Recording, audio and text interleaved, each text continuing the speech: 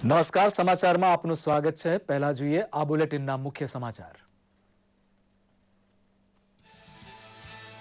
ઘાતકી ગુનો કરનાર સગીરને કઠોર સજા માટે કાયદો સુધારવા ચર્ચા હાથ ધરતી રાજ્યસભા। મંત્રી મેનકા ગાંધીએ કહ્યું, ગુનો આચરતી વખતે પુખ્ત વય જેવી માનસિકતા હોય તો સગીરને સખ્ત સજા થવી જોઈએ। નાણામંત્રી જેટલીએ દાખલ કરેલા બદનક્ષીના દીવાની દાવા સામે નોટિસ કાઢતી દિલ્હી વડી અદાલત। મુખ્યમંત્રી અરવિંદ કેજરીવાલ ઉપરાંત આપના 5 નેતા પાસે 3 સપ્તાહમાં મંગાયો જવાબ।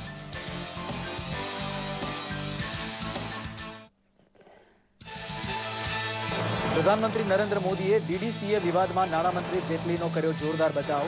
હવાલા કાંડમાં અડવાણીની માફક જેટલી પણ બેદાગ સાબિત થવાનો કર્યો દાવો।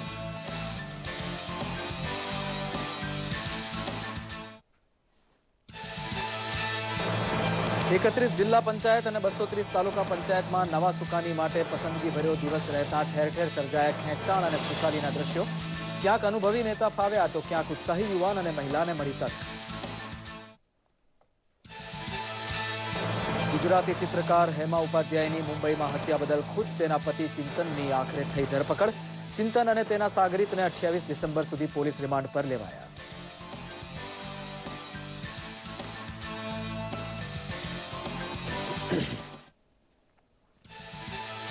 રાજકોટમાં 12મા ધોરણનો વિદ્યાર્થી વિશાલ નાગાણી ગણિતના કોયડા ઉકેલવામાં સાબિત થયો જીનિયસ। ગણિતની અટપટી ગણતરીઓને પળ વિપળમાં ઉકેલતા વિશાલને રાષ્ટ્રીય ગણિત દિવસે પ્રસંગે શુભેચ્છા પાઠવે છે ડીડી ગિરનાર। સુરતના યજમાન પદે યોજાયેલી કોમનવેલ્થ ટેબલ ટેનિસ ટુર્નામેન્ટમાં 16 ચંદ્રક હાંસલ કરવાનો ઇતિહાસ રચતું ભારત। ગુજરાતનો દીકરો હરમિત દેસાઈ ડબલ્સમાં ગોલ્ડ મેડલ પામતા રોમ રોમ હરખાયું ગુજરાત।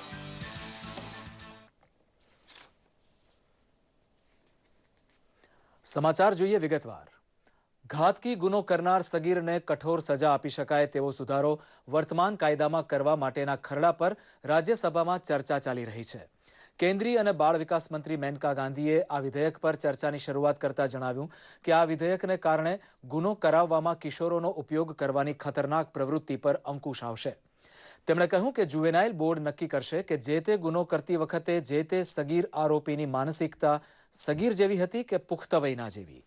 આ ચર્ચામાં કોંગ્રેસ તથા ભાજપના તેમજ અન્ય સભ્યોએ ચર્ચામાં ભાગ લીધો હતો। આજે ડીડીસીએ મામલે નાણામંત્રી જેટલીનું રાજીનામું માંગવા બાબતે રાજ્યસભામાં ઉહાપોહ થયો હતો। Protect the victims, or are we going to protect the criminals? Now, it just makes people safer. Not that these boys will all go into jail. Maybe a very small percentage due to this bill. But it certainly will stop 16-year-olds from going into a thana and saying, मैंने जी झुग्गी को आग लगा दी है, मुझे JJ में डाल दो। मैंने जी गाड़ियां 50 चोरी की हैं, जेजे में डाल दो। मुझे अपने पड़ोसी का बलात्कार कर दिया, मुझे जेजे में डाल दो। These are self-confessed crimes. And every police thana will tell you that they're abounding with self-confessed crimes because these 16-year-olds know that at the moment nothing can happen to them. People are not aware of the fact that this bill cannot have retrospective effect. That's a matter to be brought to the notice of the people through the August House. ये ठीक है कि heinous crimes के लिए है, murder के लिए है, रेप के लिए है, गैंग रेप के लिए है। आतंकवाद को भी इससे जोड़ना चाहिए। उनके खिलाफ भी कार्रवाई होनी चाहिए। लेकिन एक चीज बहुत जरूरी कि इनके लिए जेल में अलग व्यवस्था होनी चाहिए इनके रखने की। इसी तरह से जुवेनाइल जस्टिस बोर्ड जो है उसको और ब्रॉड बेस बनाने की जरूरत है। દિલ્હી હાઈકોર્ટે નાણામંત્રી જેટલીએ દાખલ કરેલા બદનક્ષીના દીવાની દાવા સામે નોટિસ કાઢી દિલ્હીના મુખ્યમંત્રી અરવિંદ કેજરીવાલ તથા અન્ય 5 આપ નેતાઓ પાસેથી 3 સપ્તાહમાં જવાબ માંગ્યો છે। ડીડીસીએ વિવાદમાં પોતાની તથા પરિવારની આબરૂ બગાડતા આક્ષેપ બદલ શ્રી જેટલી દ્વારા જેમની સામે બદનક્ષી દાવો કરાયો છે તેમાં કેજરીવાલ ઉપરાંત કુમાર વિશ્વાસ, સંજય સિંહ, આશુતોષ, રાઘવ ચડ્ડા તથા દીપક બાજપાઈનો સમાવેશ થાય છે। તમામ પ્રતિવાદીઓ પાસે જેટલી સામે આક્ષેપ કરવા માટેના તમામ આધાર પુરાવા પણ વડી અદાલતે માંગ્યા છે। અદાલત ખંડમાં કેજરીવાલ અને કુમાર વિશ્વાસ સિવાયના 4 પ્રતિવાદીઓ હાજર હતા। પ્રધાનમંત્રી નરેન્દ્ર મોદીએ ડીડીસીએ વિવાદમાં નાણામંત્રી અરુણ જેટલીનો જોરદાર બચાવ કરતા કહ્યું છે કે હવાલા કેસમાં જેમ લાલકૃષ્ણ અડવાણી નખશીખ નિર્દોષ પુરવાર થયા તેમ નાણામંત્રી પણ આક્ષેપમુક્ત બનીને જરૂર બહાર આવશે. ભાજપ સંસદીય પક્ષની બેઠકમાં પ્રધાનમંત્રીના વક્તવ્ય વિશે પત્રકારોને માહિતી આપતા સંસદીય કાર્યમંત્રી વેંકૈયા નાયડુએ ઉમેર્યું હતું કે સરકારને બદનામ કરવા માટે કોંગ્રેસના ઇશારે ખોટા આરોપ વહેતા મુકાઈ રહ્યા છે. અગાઉ અડવાણીને સકંજામાં લેવાનો કોંગ્રેસનો દાવ બૂમરેંગ થયેલો તેવું જ પરિણામ જેટલીના કેસમાં આવશે.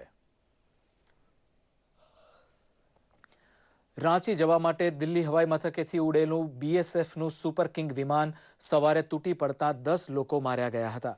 મૃતકોમાં 3 બીએસએફ અધિકારી તથા 7 ટેકનિશિયન્સ હતા. ટેક ઓફ થયાની માત્ર 5 મિનિટ બાદ દ્વારકા વિસ્તારમાં તૂટી પડેલા વિમાનની આગ ઠારવા માટે અગ્નિશમન તંત્રએ ભારે જહેમત ઉઠાવી હતી. ગૃહમંત્રી રાજનાથસિંહ તથા ઉપરાજ્યપાલ નજીબ જંગે ઘટના સ્થળની મુલાકાત લીધી હતી. તો નાગરિક ઉડ્ડયન મંત્રાલયે દુર્ઘટનાનું કારણ શોધવા માટે તપાસ સમિતિ નિમી દીધી છે. પ્રધાનમંત્રી મોદીએ ટ્વીટ વડે મૃતકોના પરિવારજનોને સાંત્વના પાઠવી છે.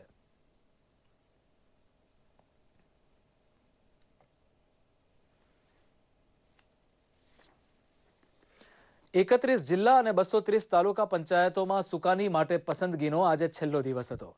જ્યાં સંમતિ નહોતી ત્યાં ખેંચતાણ અને મનમેળ હતો, ત્યાં સર્વપસંદ વર્ણીની ખુશાલી જોવા મળી હતી. પ્રસ્તુત છે કેટલાક જિલ્લાઓની ઝલક. સ્થાનિક સ્વરાજ્યની ચૂંટણીના પરિણામોની જાહેરાત બાદ મંગળવારનો દિવસ તાલુકા પંચાયત અને જિલ્લા પંચાયતોમાં પ્રમુખ અને ઉપપ્રમુખની પસંદગીનો રહ્યો હતો. 31 જિલ્લા પંચાયત તેમજ 230 તાલુકા પંચાયતોમાં ક્યાંક ખુશીના ફટાકડા ફૂટ્યા તો ક્યાંક તાજપોશીમાં તકરાર પણ થઈ. જિલ્લા પંચાયતોમાં થયેલી વરણી પર નજર કરીએ તો અમદાવાદ જિલ્લા પંચાયતમાં કોંગ્રેસના અમરસિંહ ચૌધરીની પ્રમુખ તરીકે વરણી કરાઈ છે. તો ગાંધીનગરમાં કોંગ્રેસના રામાજી ઠાકોર પ્રમુખ પદે વરાયા છે. તાલુકા પંચાયતોના પ્રમુખ ઉપપ્રમુખની ચૂંટણી પર નજર નાખીએ તો ખેડબ્રહ્મા તાલુકા પંચાયતમાં 15 વર્ષના લાંબા ગાળા બાદ કોંગ્રેસે સત્તા મેળવી છે. તાલુકા પંચાયતના પ્રમુખ તરીકે કુંવરબેન ગમાર તથા ઉપપ્રમુખ તરીકે કનુભાઈ પટેલ બિનહરીફ ચૂંટાઈ આવ્યા હતા. નવરચિત પોશીના તાલુકા પંચાયતના પ્રમુખ તરીકે કોંગ્રેસના મનુભાઈ પરમાર અને ઉપપ્રમુખ તરીકે અંબિકા પ્રજાપતિ ચૂંટાયા છે. તો વિજયનગર તાલુકા પંચાયતના પ્રમુખ પદે યશ કોટવાલ અને ઉપપ્રમુખ પદે અરવિંદભાઈ પટેલ બિનહરીફ ચૂંટાઈ આવ્યા છે. વડાલી તાલુકા પંચાયત પણ કોંગ્રેસે કબજે કરી છે. તાલુકા પંચાયતના પ્રમુખ તરીકે કોંગ્રેસના સુમિત્રાબેન પટેલ અને ઉપપ્રમુખ તરીકે સુરેશ સોલંકી વિજયી થયા છે. ખેડા જિલ્લામાં 8 તાલુકા પંચાયતોના હોદ્દેદારોની યોજાયેલી ચૂંટણીમાં 4 તાલુકા પંચાયતોમાં કોંગ્રેસ તો 4 તાલુકા પંચાયતમાં ભાજપના પ્રમુખ ઉપપ્રમુખો ચૂંટાઈ આવ્યા છે. આ પૈકી 5 તાલુકા પંચાયતોમાં બિનહરીફ વરણી થઈ છે. જેમાં માતર, ખેડા તથા મહુધા તાલુકા પંચાયતોમાં કોંગ્રેસના પ્રમુખ ઉપપ્રમુખ બિનહરીફ ચૂંટાયા છે. ઠાસરા તાલુકા પંચાયતના ભાજપના પ્રમુખ ઉપપ્રમુખ પણ બિનહરીફ ચૂંટાઈ આવ્યા છે. નડિયાદ, વસો તથા મહેમદાવાદ તાલુકા પંચાયતોમાં ભાજપના પ્રમુખ ઉપપ્રમુખ ચૂંટાયા છે. તો ગળતેશ્વર તાલુકા પંચાયતમાં કોંગ્રેસના પ્રમુખ ઉપપ્રમુખ ચૂંટાઈ આવ્યા છે. વસો તાલુકા પંચાયતના હોદ્દેદારોની ચૂંટણી ભારે રસપ્રદ બની હતી. અહીં ભાજપના 8 તથા કોંગ્રેસના 7 સભ્યો છે. એક અપક્ષ સભ્યે ભાજપને મત આપતા તાલુકા પંચાયતના પ્રમુખ તરીકે ભાજપના અમિતભાઈ અમીન અને ઉપપ્રમુખ તરીકે ઉર્મિલાબેન ગોહેલ ચૂંટાઈ આવ્યા છે. ખેડાના માતર તાલુકા પંચાયતમાં કોંગ્રેસના સજનબેન પરમાર પ્રમુખ તરીકે તથા અયુબ ખાન પઠાણ ઉપપ્રમુખ તરીકે ચૂંટાઈ આવ્યા છે. જામનગર જિલ્લામાં જામનગર તાલુકા પંચાયતની ચૂંટણીમાં પ્રમુખ તરીકે કોંગ્રેસના ભગવાનજીભાઈ ભેસદડિયા તથા ઉપપ્રમુખ તરીકે કોંગ્રેસના ભરતસિંહ જાડેજા વિજયી થયા હતા. તો જામકંડોરાણા તાલુકા પંચાયતમાં કુલ 16 બેઠકોમાંથી ભાજપ તથા કોંગ્રેસની 8 બેઠક હોવાથી રસપ્રદ તથા સસ્પેન્સભરી સ્થિતિ હતી. પરંતુ કોંગ્રેસના ઉમેદવારો ગેરહાજર હતા. તેથી ભાજપના પ્રતિપાલસિંહ જાડેજા પ્રમુખ તરીકે ચૂંટાઈ આવ્યા હતા. ધોરાજી તાલુકા પંચાયતના પ્રમુખ તરીકે કોંગ્રેસના હંસાબેન રણછોડભાઈ ભુવા અને ઉપપ્રમુખ તરીકે અમરબેન કરસનભાઈ હુંબલ વિજયી થયા છે.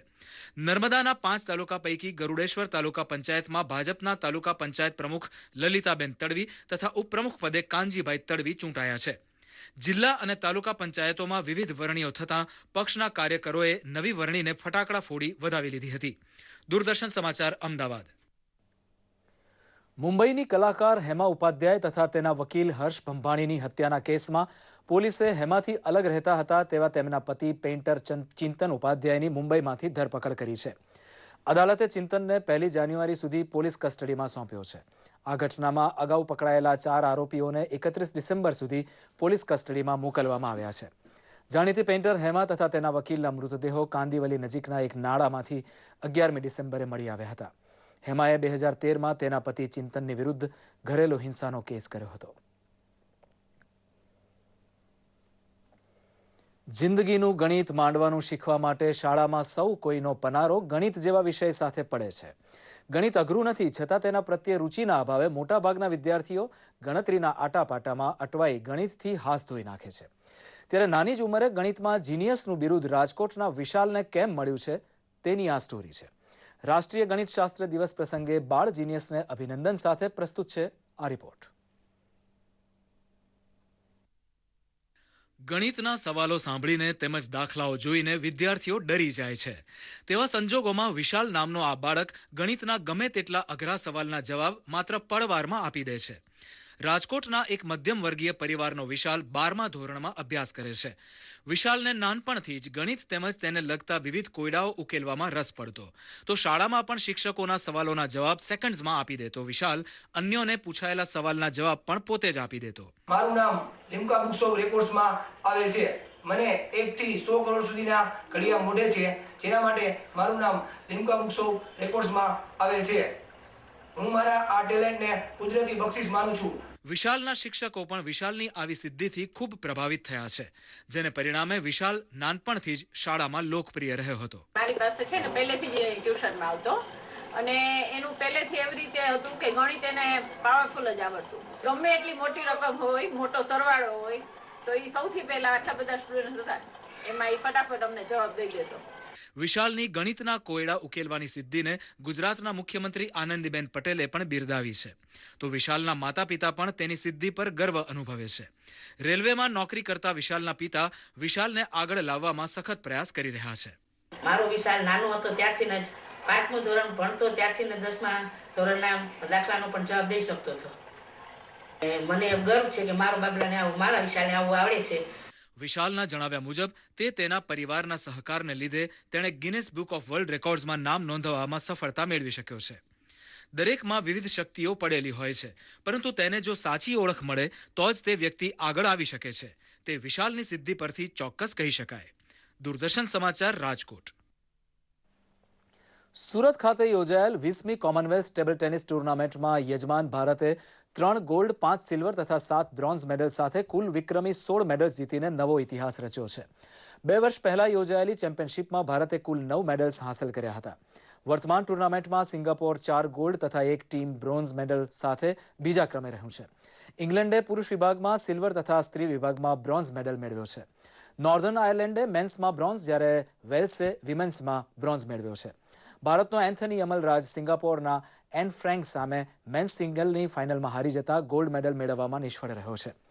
વિમેન્સ સિંગલ્સમાં પણ ગોલ્ડ મેડલ સિંગાપોરની ઝોયુ ઇહાને ફાળે ગયો છે. તેણે મૌમા દાસને પરાજિત કરી હતી. મેન્સ ડબલ્સની ફાઇનલમાં સૌમ્યજીત તથા હરમિત દેસાઈની જોડીએ સાશિયન તથા દેવેશ કારિયાને હરાવી ગોલ્ડ મેડલ જીતી લીધો છે. વિમેન્સ ડબલ્સનો ગોલ્ડ મેડલ પણ સિંગાપોરે જીતી લીધો છે. લોકપ્રિય ટીવી સિરિયલની જાણીતી અભિનેત્રી દિશા વાકાણીએ આજે પોતાના પતિ સાથે વિખ્યાત યાત્રાધામ અંબાજીની મુલાકાત લીધી હતી અને ભક્તિભાવપૂર્વક માતાજીના દર્શન કર્યા હતા. ટીવી સિરિયલના 1000મા એપિસોડ સંદર્ભે દિશા વાકાણી અંબાજી પહોંચી હતી. તાજેતરમાં જ વાસ્તવિક જીવનમાં પ્રભુતામાં પગલાં માંડનારી દિશાએ દર્શકોના ધસારાથી બચવા ઘૂંઘટમાં પોતાનો ચહેરો ઢાંકી રાખ્યો હતો. સમગ્ર મંદિર પરિસરમાં તથા મંદિરમાં પણ તેણે પોતાનો ચહેરો ઢાંકેલો જ રાખ્યો. દિશાએ પતિ સાથે અંબાજી માતાના દર્શન કરવા અંગે ખુશી વ્યક્ત કરી હતી. પહેલા પણ ખુશ હતા, અત્યારે વધારે ખુશ છીએ. અને બસ માતાજીની કૃપા છે કે આ વખતે હું સજોડે આવી છું.